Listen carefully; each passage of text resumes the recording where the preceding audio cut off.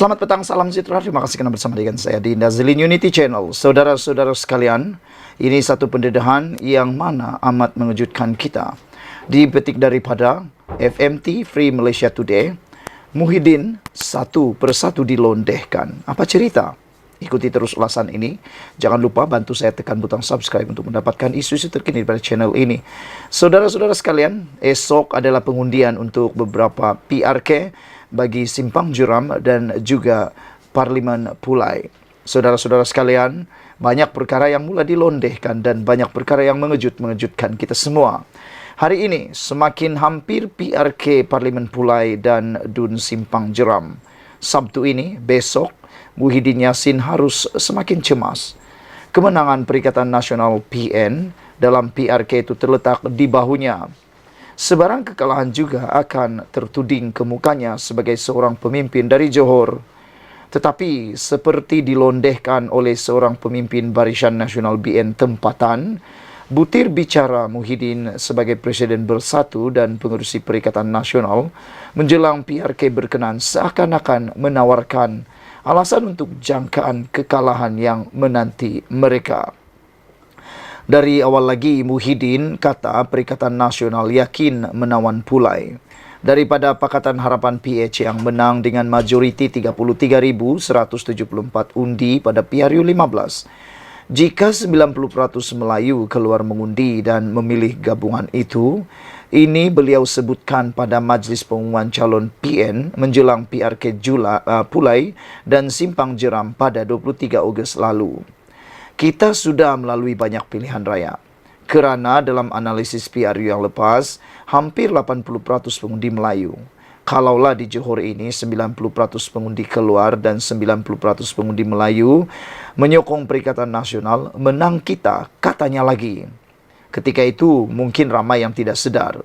Tetapi seperti didedahkan oleh Ketua UMNO Pulai, Nur Jazlan Mohamed, belum pernah dalam sejarah pilihan raya di Pulai menyaksikan sehingga 90% pengundi Melayu keluar mengundi.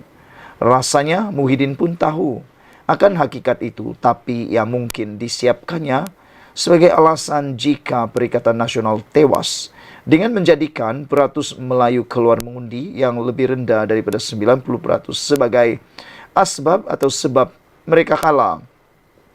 Muhyiddin juga tahu Pakatan Harapan akan menang di Pulai. Kerana itu juga dia melontarkan matlamat yang hampir mustahil. Jika itu keputusannya nanti, Muhyiddin tidak akan dapat gunakan Pulai untuk dijadikan satu lagi pungutan suara bagi menambah tekanan ke atas kerajaan perpaduan, kata Nur Jazlan.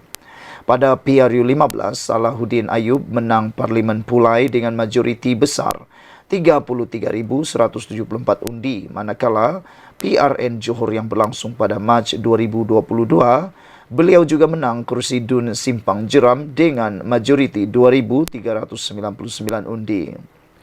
Penganalisis menjangkakan Pakatan Harapan akan dapat mempertahankan Pulai, tapi mungkin dengan majoriti undi yang lebih kecil.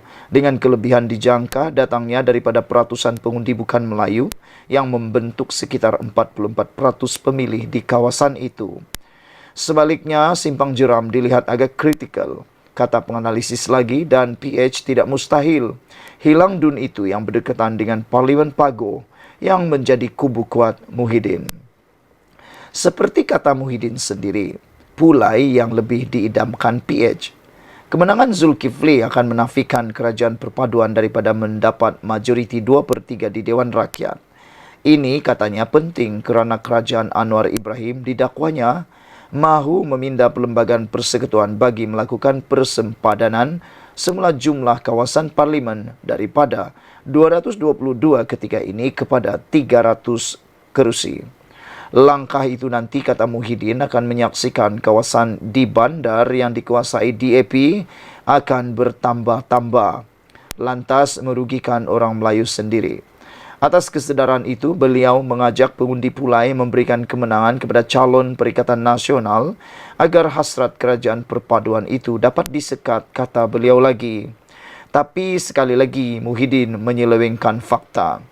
Sebagai membetulkan dakwaan itu, ahli Parlimen Bangi, Sah Rezan Johan, memberi pencerahan bahawa Persempedanan semula satu-satu kawasan parlimen dilakukan mengikut populasi pengundi dan bukan dipecahkan mengikut kaum. Ini dituruti pengurusi DAP, Lim Guan Eng, yang menyindir bagaimana Muhyiddin boleh menjadi Perdana Menteri ke-8 Mac 2020 hingga Ogos 2021. Sebagai bekas Perdana Menteri, beliau seharusnya tahu persempadanan semula adalah tugas Suruhanjaya Pilihan Raya, katanya. Lagipun katanya perkara itu tidak pernah dibincangkan dalam kalangan ahli parlimen kerajaan seperti turut disahkan Menteri Komunikasi dan Digital Fahmi Fadzil yang menganggap dakwaan Muhyiddin itu sebagai tidak berasas sama sekali. Tidak hairanlah pentadbiran Muhyiddin sebelum ini dilabel sebagai kerajaan gagal, kata Lim Guan Eng. Dalam kepesatan arus teknologi maklumat hari ini, orang ramai tidak hanya mendengar, menonton atau membaca isi sesuatu ceramah politik, tetapi turut mengikuti reaksi terhadapnya untuk mereka membuat perbandingan dan kesimpulan sendiri. Andai pemisangan fakta oleh Muhyiddin seperti di atas dianggap remeh dan sekadar modal politik pilihan raya, namun kenyataannya bahwa haram mengundi calon Pakatan Harapan, Suhaizan Kayat bagi PRK Parlimen Pulai harus diketerlaluan. Dikenali daripada keturunan Tok Guru dan sudah menukar songkok kepada Kopia, tapi sejak berkawan rapat dengan PAS yang dahulu dimusuhinya, Muhyiddin dilihat lebih daripada sesetengah pemimpin PAS sendiri yang sewenang-wenangnya mengeluarkan fatwa asalkan menguntungkan diri dan parti. Ia malah turut mengundang reaksi serta-merta Mufti Kelantan, Muhammad Syukri Muhammad, yang menegur tindakan sesetengah ahli politik mengeluarkan fatwa haram kepada pihak tertentu dengan sewenang-wenangnya. Beliau tidak menyatakan siapa, tetapi ia jelas dibuat selepas ucapan Muhyiddin pada ceramah perdana di Dataran Utama Kempas, Johor Bahru, Sabtu lalu. Selain ia mendapat teguran Presiden UMNO Zahid Hamidi dan timbalannya Muhammad Hassan, Ketua Polis Negara Razuluddin Hussein berkata, siasatan terhadap Muhyiddin dilakukan mengikut Seksyen 505 dalam kurungan B Kanun Keseksaan kerana mengeluarkan kenyataan yang menimbulkan ketakutan dan kegentaran awam serta Seksyen 233 Akta Komunikasi Multimedia. Namun, seperti kata Nur Jazlan, rakyat Johor tidak akan termakan fatwa seperti itu kerana mereka mendakap kemajmukan negeri itu di samping telah dididik mengenai agama menerusi sistem kerajaan negeri yang telah melahirkan orang Melayu yang berpengetahuan tinggi mengenai Islam. Lantas, slogan Selamatkan Islam termasuk yang dilaungkan Presiden PAS Hadi Awang tak laku di Johor.